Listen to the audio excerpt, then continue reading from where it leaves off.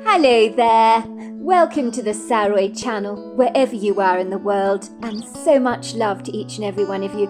And I'm sending you all lots and lots of hugs because I hope you're doing fabulously well. I'm doing great, thank you very much. And as I say, nothing in this world beats a good story. I really believe that.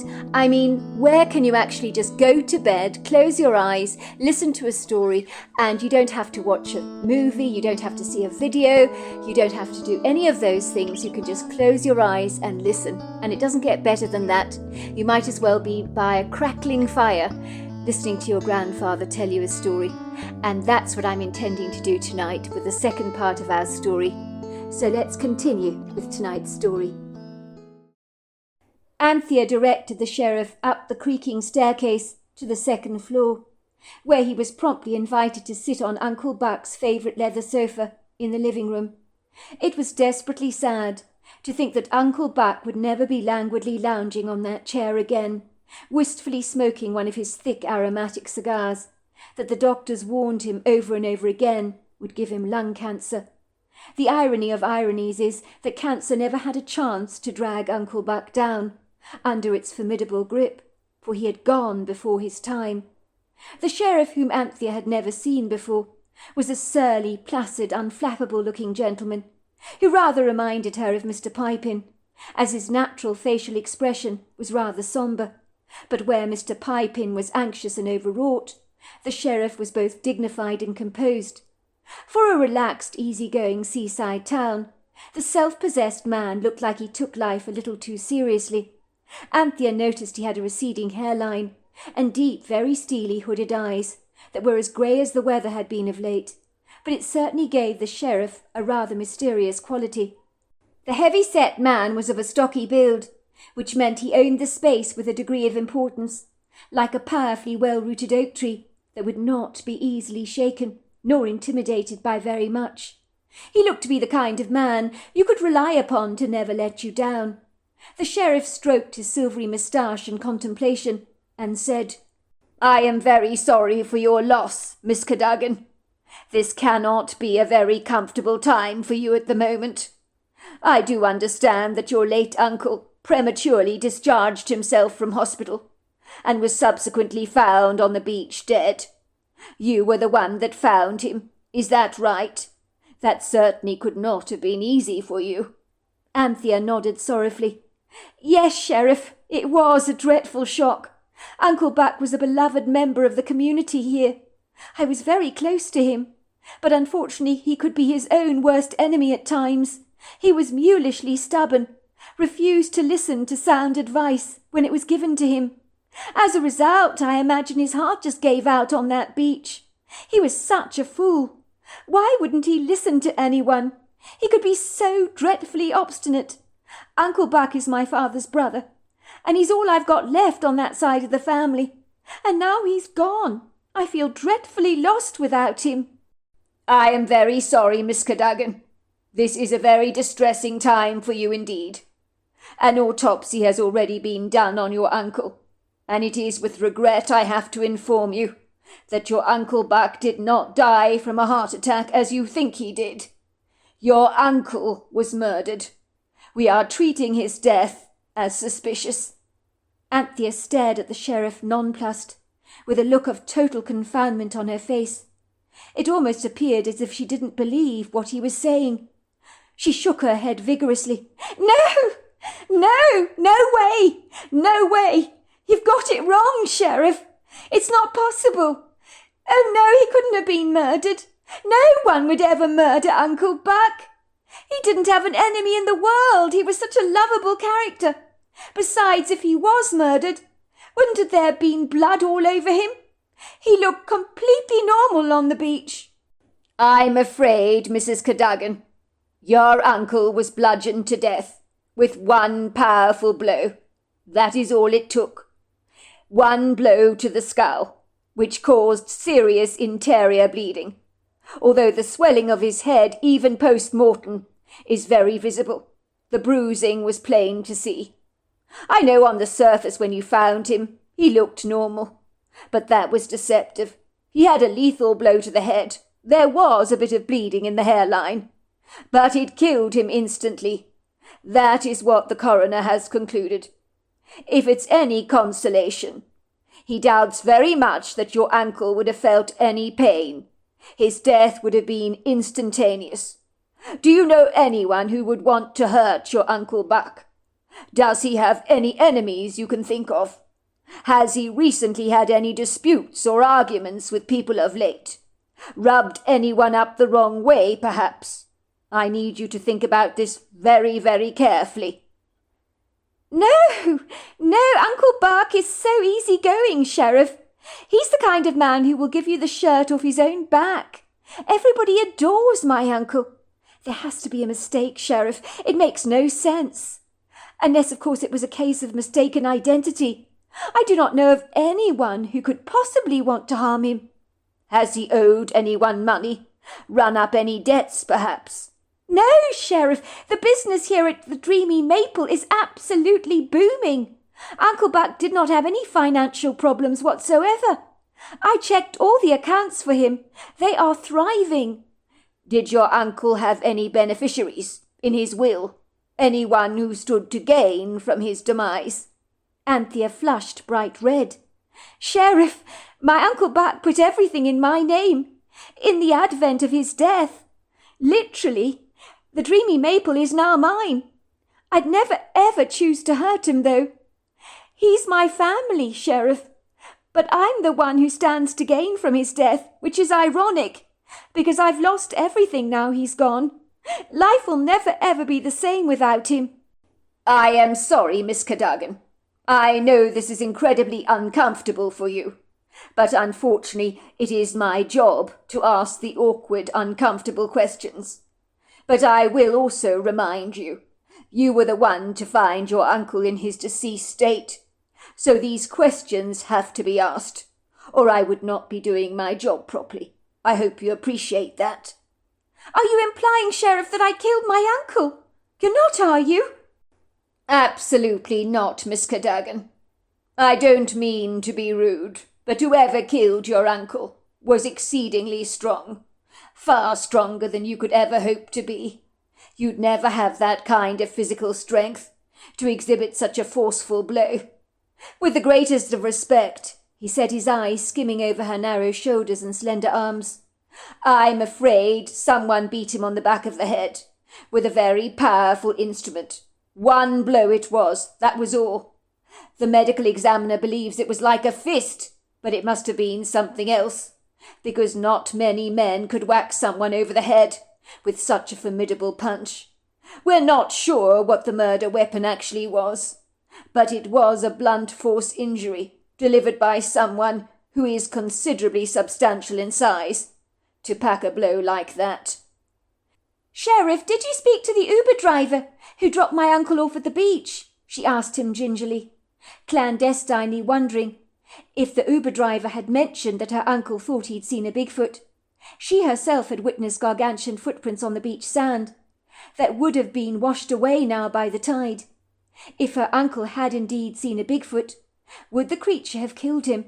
And if indeed this was the case, how could she possibly broach the subject with the sheriff without him thinking she was as mad as a March hare to present such a preposterous idea to him? Yes, I spoke to the Uber driver. He was very cooperative, very, very cooperative. He said your uncle was going on about a Bigfoot, would you believe it? He thought your uncle was a bit delirious, probably as a result of his medication that he was on. We're not treating his claim seriously as a result. And let's not forget, the weather of late has been very foggy with all that rain. It's easy to think you're seeing things on the beach that aren't actually there.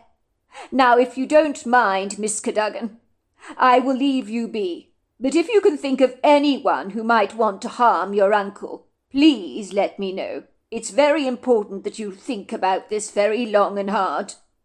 The detective pulled out his card and handed it to Anthea. It might be a good idea to go through your uncle's things, to see if he has any outstanding debts, or something else for that matter. Let us know if you find anything of interest among his possessions. I hope you will be all right, Miss Cadogan. Is there anyone I can call for you? You need support during this grievous time. Nellie has agreed to stay with me for the next few days, Sheriff. I'll be absolutely fine, but thanks for asking anyway. Well, I'm glad about that. I'll see myself off, shall I? 9 weeks later. It had been a tough 9 weeks for Anthea Cadogan, in which many life-altering decisions had been made, which would change the whole trajectory of her life. There had been a memorial service for her Uncle Buck in the local town, where the church had been filled to overflowing with mourners, all grieving the loss of such a beloved, gentle, much-loved soul.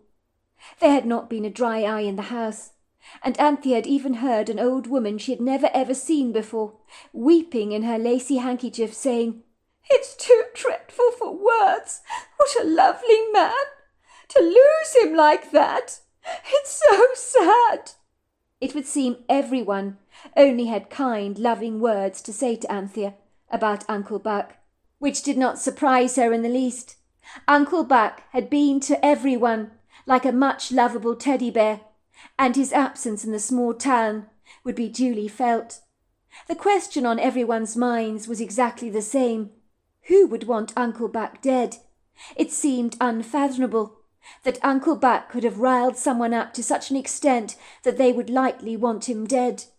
Anthea pondered over the strange, rather outlandish sequence of events that had ultimately led up to Uncle Buck's untimely death. She recalled that on her trip down the long stretch of beach sand, in her search to find her uncle, how she had serendipitously chanced upon a long line of gargantuan footprints in the sand that had made her wonder if her Uncle Buck had indeed inadvertently stumbled across a Bigfoot that he claimed to have seen from the passenger side window of the Uber taxi. The coincidences seemed rather remarkable, but she had seen the way the sheriff had looked at her, as if she'd lost leave of her senses, when she suggested, later on another encounter with the sheriff, that maybe it had been a Bigfoot that had killed her uncle. It would seem the sheriff thought her uncle had been delusional after being discharged from hospital, and was seeing things that were not there. To be fair, he did have a point. Anthea, however, knew differently. She had visited Uncle Buck in hospital herself. He had been compos mentis, very rational, complaining like mad about how he loathed hospitals and how he wanted to get the hell out of the dreadfully depressing place with its monochromatic walls and watery food. The more Anthea thought about it, the more it made perfect sense to her that her uncle may well have encountered a Bigfoot, and that somewhere along the line that encounter had not gone terribly well. But she continued to keep clandestine thoughts like that to herself, knowing full well that no one would likely believe her story of her uncle being punched in the head by a Bigfoot, even remotely plausible. But she had seen those footprints in the sand. By the time the EMTs were on the beach that day, the startling evidence had been washed away, so no one could affirm what she'd seen. How she wished with all her heart she had taken pictures of those prints, but at the time her focus was to find Uncle Buck, and to rescue him from the beach. Nothing else had mattered then. If she had showed those footprints to the sheriff, would he have believed her then? She wasn't sure. She drew in a deep breath, shrugging her shoulders. She doubted such evidence would persuade the sheriff to think outside the box, for the menacious predator that he was looking for was of the human kind, and was probably among Buck's friends or acquaintances in the small town. So he was looking to see if any of them had an axe to grind with her uncle. It had been a harrowing time for so many to come to terms with Uncle Buck's passing, especially in the ominous, enigmatic way in which he had met his end, which left many locals in town inadvertently whispering behind supermarket shelves and down the aisles of the local church, where fingers were rudely and indiscriminately pointed at some of the brawny men in town who fit the profile of being big and predisposed to aggression. Gossiping became rife, as it tends to do in a small town. Everyone had their own theories as to what had happened to Uncle Buck, and they tended to keep a wary distance from anyone they suspected of the duplicitous crime. For all intensive purposes, the murderer was still at large, which left many people in the small seaside town a little on edge, wondering if some unsavoury character was furtively living among them, watching and waiting for the next perfect opportune time to lash out at another local when everyone's guards were down. Would it happen again? Would someone else meet their end on a lonely stretch of beach? Uncle Buck had left the Dreamy Maple pancake shop to his niece, and after much soul-searching, Anthea had decided to abandon her life in Seattle and run the pancake shop herself, with the help of a disagreeable chef, Mr. Drew Skinskull. It didn't please her that she'd have to interact more with this chef, for the man with his formidable expression scared the bejesus out of her. But she knew it was Drew Skinskull and his culinary flair that had made the Dreamy Maple a rip-roaring success. She could not fire an exemplary chef like this, with his awesome reputation, but she was apprehensively cautious about how she would approach him in her business dealings and in discussing the menu. Not only would it honour Uncle Buck's memory to keep the Dreamy Maple going strong, but it was something Anthea would really like to do. Mr. Pipin had been grievously upset with Anthea when she had resigned from her job in downtown Seattle. "But you cannot leave me in the lurch like this, Anthea. You promised you'd be back at work. I need you. I need you," he had cried out to her obsequiously. "How am I going to cope without you? How am I going to manage?" "I'm so sorry, Mr. Pipin, but the Dreamy Maple really needs me, and I want to carry on my uncle's business for him." "Why would you want to leave Seattle? To go to some small, spooky seaside town where there's absolutely nothing to do? Think about it, Anthea, long and hard. There are so many opportunities for you here in Seattle. I can increase your wages exponentially, give you a promotion. But please, I beg you, don't leave." "I'm sorry, Mr. Pipin, to let you down. Really I am. But I've made my mind up. I want to take over my uncle's business." During this short period of time, one unlikely man had come to her rescue, helping her navigate her way steadily through the tough obstacles of the grieving process, as it wasn't easy to pick up the pieces of her life after Uncle Buck's death. Her parents had stayed with her in the Dreamy Maple for a week or so to oversee the funeral arrangements and to offer their daughter comfort and support. "It's tragic," her father had said. "Buck was my older brother, but whatever the cause of his death, it would unlikely have happened if he hadn't taken a trip down that stretch of beach. What was he thinking? He'd only just come out of hospital." Her parents were of the opinion that Uncle Buck had been robbed of his cell phone and subsequently attacked. Throughout Anthea's life she had spent long summer holidays with Uncle Buck, and now that he was gone, there was a huge hole in her heart that could never ever be filled. It was no other than the chef, Mr. Drew Skinskull, who helped her overcome her grief. This was the last person in the entire world she would expect to draw comfort from. In her opinion, cuddling up to such a large, formidable man would be like making friends with a very belligerent, hungry crocodile. One afternoon, when the Dreamy Maple was busy with patrons, Anthea, in a rush to get the plates piled high with pancakes to the table she was waiting on, dropped the tray in her hands. The plates all broke. Pancakes went flying all over the kitchen, along with syrup and blueberries that floated across the floor in sticky puddles. Anthea suddenly just burst into tears. "I'm so sorry, Chef Skinskull. You must forgive me. I'm such a klutz. I really am." She was expecting the chef to make some cursory rude remark, rolling his eyes in the back of his head, mumbling something rudely under his breath. But that never happened. The next thing she knew, he'd taken her into his gargantuan tattooed arms, and in a gentle, very kind voice assured her, "Everything's going to be all right. Get it out," he said. "I know you've been trying to hold it together after your uncle died, but you're allowed to cry, you know. It's not a crime. I've seen you going around the place with a stiff upper lip, fighting your emotion back. But that's not healthy, you know. Let it out, Anthea." She hadn't needed any further encouragement. It seemed that Drew Skinskull's kind words had broken the unbridled floodwaters of her lugubrious melancholia. She had cried a tsunami of tears all over his white chef outfit, that was now embarrassingly smudged by her black mascara, but the chef did not appear to mind. He had given all the patrons their pancakes and closed the Dreamy Maple earlier that day on Anthea's behalf. Then he had cooked her a meal and talked to her for hours and hours about Uncle Buck, and it had been so good to talk about the troubles that burdened her heart. Drew Skinskull was in no hurry to leave the Dreamy Maple that afternoon, but he had listened to her every word and appeared to rarely care. Furthermore, when Anthea told the chef she thought a Bigfoot might have killed her uncle, he had not given her the dismissive look she had received from the sheriff, but taken her words very seriously. "I don't think it's far-fetched," he had said. "There have been sightings of Bigfoots in these parts." "So you believe me, then?" she had asked, blowing her nose in a tissue. "I do believe your Uncle Buck rarely thought he saw a Bigfoot on the beach. Whether he did or not is debatable. He might have thought he saw one. The mind can play tricks on you at the very best of times. And let's not kid. Your uncle was very sick, in a weakened state, after having spent a long time in hospital. His mind is entitled to be a bit woozy in the circumstances. You must remember your dreams and reality can conflict when you've been sleeping for hours.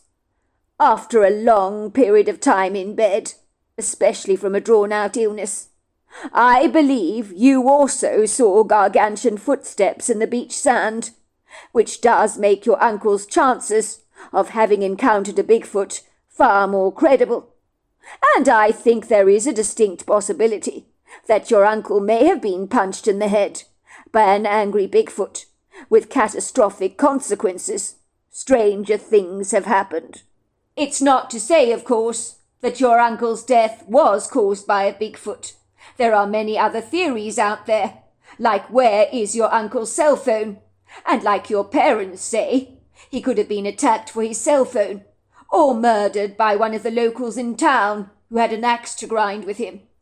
But what you must appreciate, Anthea, is that the answers may never be forthcoming." "But what do you mean?" asked Anthea, staring at the chef through wide, puffy eyes. "What I'm saying is you might never know what really happened to Buck. Sometimes we never get full closure in someone's death. That's the tragedy about many crimes. Very often many murder inquiries remain unsolved, and the perpetrators never get brought to justice. Sometimes murder inquiries can end up going very awry, and the police, desperate to make an arrest, can inadvertently arrest the wrong person. Of course, nowadays, with the advancement of DNA, many crime scene investigators are successful, and the right person convicted, but not always. What I'm saying is that don't get your hopes up if there is no resolution to what happened to your uncle. You must remember, no foreign DNA was recovered on his body. By all accounts, someone whacked him over the head and just walked away. And it was as clear-cut as that. And yes, the perpetrator could have been a Bigfoot, but maybe he wasn't. We'll never know. You need to make peace with that." "You're right, Drew. You're absolutely right," said Anthea, looking at the chef sorrowfully. "I wish I had answers, but like you say, the chances of that happening are like finding a needle in a haystack, very remote." Ostensibly, after the chef's random act of kindness, Anthea became drawn to the intimidating chef, like iron filings to a magnet. In the beginning there was nothing about him she had found remotely attractive, given his surly disposition, and his unfortunate grim mannerisms that made him exceedingly unapproachable, and gave her a desire to keep a wary distance from him. But against all the odds, on this late afternoon, the frost had melted between the two of them, and an unlikely romance budded between the both of them, which they were now keeping secret from the locals in town, for they didn't want to feed the town gossips with news about their relationship. No one was more bewildered than Anthea herself, to find herself falling hard for the chef. He was the last person in the entire world she thought she could have ever fancied. "When I first saw you, Drew, you were the scariest man I've ever met, with all your tattoos and huge muscles. In my opinion, you looked like you were an angry watchdog, and I wanted to keep well away from you, lest you should actually bite." When all along I was as soft and lovable as a new kitten, he had laughed. Even my mother told me that growing up. She said I had a boot face, which meant that even when I was in a good mood, people thought I was always grumpy. I remember kids asking me why I was so bad-tempered, and I didn't know what they were talking about. Even when I was at school, kids kept a wary distance from me, and teachers were afraid to give me poor grades based on the way I look. Instead, they'd leave comments like, "good effort," because they were afraid to say anything bad. "That's hilarious," said Anthea. "What do you think of me when you first saw me? Well, what did you think of me?" "I thought you were a flaky city girl from Seattle, who thought you were all that," he had laughed. "I didn't know that beneath that haughty, hardened exterior was actually a marshmallow heart." "I was never haughty, Drew. How can you ever say that?" "Well, I was never bad-tempered or grumpy," said Drew, laughing. "Let's just say impressions can be very misleading. You got the wrong impression about me, that's for sure." Unbeknown to people in town, Drew Skinskull and his marmalade cat Sylvester had both moved into the dreamy maple with Anthea, and their whirlwind romance had become so serious that they were thinking of popping over to Vegas to get married. Sylvester followed Anthea all around the dreamy maple, and most people assumed that a stray cat had found for itself a brand new home. The cat would spend many long hours sunning itself on the deck, where there were tables set out during the warm summer months. He'd watch the coming and going of people walking down the beach during the day. It was fortunate that the dreamy maple on the beach promenade was the only residential business, so it meant that prying eyes were oblivious to the couple's relationship, and Anthea wanted to keep it that way. It was so great after an evening working together in the pancake shop that the couple could go for a walk on the beach hand in hand without any nosy locals spotting them. It was as if they had that whole ribbon of beach sand all to themselves during the twilight hours. Nellie had made some passing comments about the chef to Anthea, taking her surreptitiously to one side. "Anthea, I think Chef Skinskull is in love," she told her mischievously, unable to suppress a giggle. "What are you talking about?" said Anthea, stiffening, afraid that their relationship had been sniffed out by Nellie. The couple had tried to keep their relationship undercover, but maybe Nellie had figured it all out. For some reason Anthea and Drew were not ready to let the locals know that they had become an item. "It's just the chef keeps singing and whistling to himself when he cooks. And you know, the other day he actually gave me a smile. Granted, it was an upside-down smile, but it was a smile nevertheless. And do you know, for a moment he actually did not look like an angry Rottweiler that was about to pounce." She tried to find the right words to describe his look. "He looked, if you know what I mean, a lot less intimidating. I know you've never believed me, Anthea, but that chef has definitely got a soft side. I wish you would see it. I said to him, 'Chef, why are you in such a good mood?' And you know what he said to me? 'Wouldn't you like to know?' And he was teasing me. He gave me a mischievous wink. I told him, 'Chef, if I didn't know any better, I'd say you're hopelessly in love.' I just wish I knew who the chef was seeing." "I'm sure he's not seeing anyone," said Anthea brusquely. It was then that Nellie had given her a funny look, and Anthea's heart sank. Had she given the game away? It was on an August evening that both Drew and Anthea sauntered away from the promenade, outside the dreamy maple, onto the long ribbon of beach sand. It was an exquisitely beautiful evening, where prisms of soft pearly moonlight bounced across the ocean, leaving its reflective light shimmering over the surface. The fast-moving water galloped towards the shoreline, friskily like a rather large herd of white horses, covering their feet with an icy spray. The couple walked together hand in hand on the edge of the water. Drew had his chinos rolled up to the knees, and Anthea was wearing a summer dress that ended on her rather knobbly knees. They giggled together as they trotted down the beach. Drew was holding a torch in his hand, but the friendly moonlight and the glittering stars subdued the cloak of darkness that swaddled them from every side. They could hear the shrieks of a lone seagull on the horizon, and could see large crabs crawling along the beach. And for a moment the couple enjoyed the tranquil sanctuary of the night, and the pleasing sounds of the waves crashing against the rocks. It was then that under the moonlight they saw a lone figure hovering around the rocks, peering into the pools of water, as if searching for something in particular to eat. The figure and outline of the ambiguous bullet-shaped silhouette was so distinctive that Anthea was absolutely certain they were seeing a Bigfoot. The creature did not appear to have seen them, and Anthea moved stealthily forward in the darkness, whispering to Drew excitedly, "It's a Bigfoot!" But to their amazement, they discovered the Bigfoot was missing one arm. "Let's get the hell out of here," said Drew. "He could be dangerous. You know what happened to your uncle. Maybe this was the Bigfoot that killed him. We can't be sure. We don't want to be in his firing line." It was too late.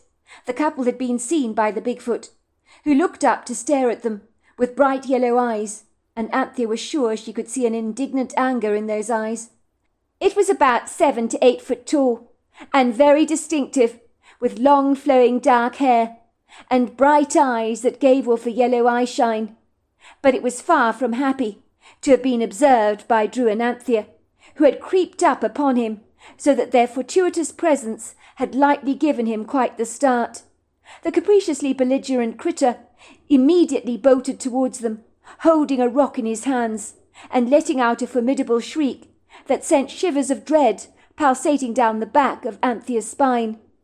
In one horrifying moment, Anthea was in no doubt that that rock was going to be hurled at them, and this unamused creature was determined to execute his rage. But why was he so angry? Anthea would describe the Bigfoot as being as unbridled as an elephant in musk. You could feel his fury burning through every cell in his body, and both Drew and Anthea thought they were living on borrowed time, for they could never defend themselves against a beast like this. I mean, what chances of survival does an ant have under the force of a man's powerful boot? Both Drew and Anthea desperately tried to run, but they were no match for this powerful creature. The next thing they knew was the Bigfoot had hurled them both onto the ground, and they found themselves staring up into his formidable eyes.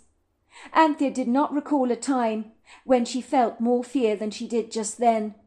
Is that what had happened to her Uncle Buck in his very last moments? The Bigfoot stood over them with a rock in his hands, possibly seconds away from bludgeoning them both to death. And then a little pleading voice came out of Anthea's mouth. "Please, please don't hurt us. We don't mean you any harm." What happened next was absolutely amazing. The creature's intensive glare softened. His formidable-looking features seemed to relax, and then he spoke to them in a voice that bellowed, but both Anthea and Drew knew exactly what he was saying. "Kalitani, holopoto, sakishani kwa holonita." You mean me no harm? Is that so? Look what one of your kind did to me. He pointed to his arm. I was walking in those woods over there, and one of your kind blew my arm off. Do you even comprehend the pain I went through for many weeks? I'm not an aggressive creature, but if someone tries to hurt me, I will fight back, to the death if need be. "I'm so sorry," said Anthea. "I really am. We're not like that at all. Whoever did that to you was really evil. No one should shoot at you like that. The only reason we came up to you is because we're curious about you, but we had no intention of harming you." "Dolanikwa, you speak the truth," said the Bigfoot. "Ilani tolomo, haninatwalika, amosani sholo." I can see it in your eyes, but not all of your people are good. I'm sorry I misread your signals, but your energy was red, and that can be confusing," he said, scratching his head reflectively. "Oletanikakwa, sashilasa. My mother is always telling me not to confuse red energy, but I tend to get it horribly wrong. You see, red energy can mean someone is about to kill you, and they represent a threat, because they're filled with rage. But it can also mean curiosity, passion, excitement. It's easy to confuse the energies. I'm still young, you see, very inexperienced. I have a lot of learning to do. I see now your energy was curiosity and excitement, and I accept that with much pleasure. My learning is slow, You must forgive me. My people tell me I am very slow. I struggle to read energy, but I'm getting there. I killed one of your kind a while back. He was on this beach. His energy was very red, but his auric field was sickly green. He was running towards me with something in his hands. I hit him hard on the head with a rock, and then I saw he did not have a gun in his hands, and that he had not meant to harm me. But by then it was too late. I did not mean to kill him. I wanted to knock him out, just like I would have knocked you both out tonight. But your kind is not built like us. Your bodies are very weak, very feeble. My mother was furious with me with what I'd done, but it was hard to read the energy. I mean, when you've been shot in the arm like I have, it's hard to trust your people after an experience like that. It's a natural instinct of mine to be suspicious of every human being. I freaked out when I saw you creeping up on me like that. But of course you did, said Anthea. I'm sorry we gave you such a fright. We didn't mean to harm you. And for the record, most regular people are good. You must believe that, and would never want to harm you. But of course, there are exceptions. There are always exceptions. They're people like the one who shot off your arm. People who do things like that. And I do apologize. I think you might have killed my uncle, said Anthea. He died on those rocks over there, on a rainy afternoon, from a blow to the head. He had seen a Bigfoot, well, one of your kind, I mean, on the beach. He was probably trying to take your photograph with a cell phone. But I can promise you this, he did not mean you any harm. But I can guarantee the energy you would have seen would have been red. He'd have been so excited to see you. The Bigfoot looked saddened by this revelation. Yes, it was me, he admitted. I'm sorry to have struck your uncle. It was a misunderstanding. My mother said that the auric field around your uncle was very, very green. It meant he was going to die anyway, but I accelerated his death by a couple of days. I'm sorry for hitting him like I did, but if it does make you feel better, he wouldn't have lived for very much longer. He was very sick, bad heart. It was giving up on him. It was very exhausted. Anthea noticed a large, lofty figure on the beach. Further away, it was releasing a shrill whistle. The Bigfoot looked up and whistled back. He nodded at them and said to them, "Goloniqua, gilasana, hola le kalamaka, sashakinalimo, hoki sakwani, linakala sofomo." I must go. That is my mother. I'm very sorry for giving you a scare, and I'm sorry for killing your uncle prematurely. Sometimes I don't know my own strength. The Bigfoot whistled again to his mother. Then they watched him gliding towards her, and they could hear the Bigfoots engaging in earnest conversation, and see their ambiguous shadows in the distance. Their voices soon dissipated on the wind, as they drifted away. The cantankerous Bigfoot was a likeable fella, and it was an easy mistake to make, thinking a cell phone was actually a gun of some kind that someone intended to use on him, especially given he'd already lost an arm. The Bigfoot would never have been so nervous if someone had not shot at him in the first place. No wonder he had a grim view of human beings. Anthea hoped that after his encounter with them, that he had learnt that most humans are benevolent. "I don't think that Bigfoot will run after people with a rock again," she said. "I can't blame him for being nervous. Someone blew his arm off with a rifle. What's wrong with people? No wonder the creature has a wary view of people and was aggressive towards us. I feel so relieved I now know how Uncle Buck died, and that it was just an accident. I know he was on all kinds of medications for his heart, so it doesn't surprise me what the Bigfoot said about his health. It must have been taxing for his weak heart going through that dreadful bout of pneumonia, so he probably would have died anyway, given his weakened state. I thought at first that the Bigfoot was going to kill us, but when he was standing there with that stone, I could see kindness in his eyes, and I could see that he was approachable and had an emotional intelligence about him. That's why I spoke to him, and then he listened to us. And now we understand why he reacted the way he did. I also thought he was going to kill us at first, but when you started to talk to him, everything about him changed. His demeanour, his expression, his attitude. He softened at once, and I realised I like this creature," said Drew, taking Anthea lovingly into his arms. "It was clever of you to talk to him, and he understood us at once, and we both understood him. The connection was amazing.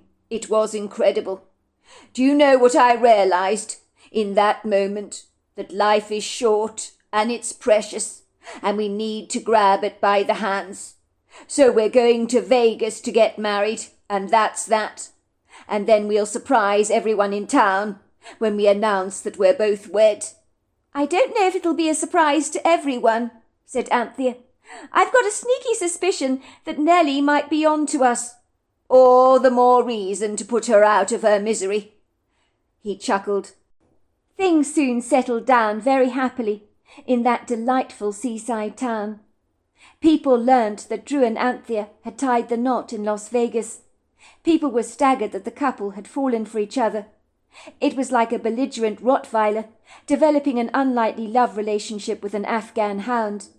As the years passed, like the sands through the hourglass, no one knew how Prt2 had lost his life on that beach, but Anthea and Drew knew the real story, but their lips were firmly sealed. Some secrets are best not shared. And besides, as Anthea pointed out to her husband years later, "He was like you, Drew, on the outside. He looked intimidating, but underneath all the bravado, he was a lovable teddy bear, just like you. And these days I've got a soft spot for grumpy, cantankerous things with marshmallow hearts. I just can't help myself," she chuckled. So there you are. That's my story. Wow, what an incredible story. And Prt2 sounds like he was a wonderful man who opened this fabulous pancake shop. And what a tragedy that he was so determined to walk down that beach at a very inauspicious time when there was a Bigfoot who literally misunderstood him, which was why Buck ended up losing his life so tragically. But if the Bigfoot was right, he'd have lost his life anyway a couple of days later. But it's incredible how, animals don't forget. If you've done something bad to them, they might be aggressive towards you. And that Bigfoot had a right to be aggressive because he had lost an arm at the hands of one of us. And so naturally he was going to be wary. So there we are. What a fabulous story that was. Until next time, goodbye and good night.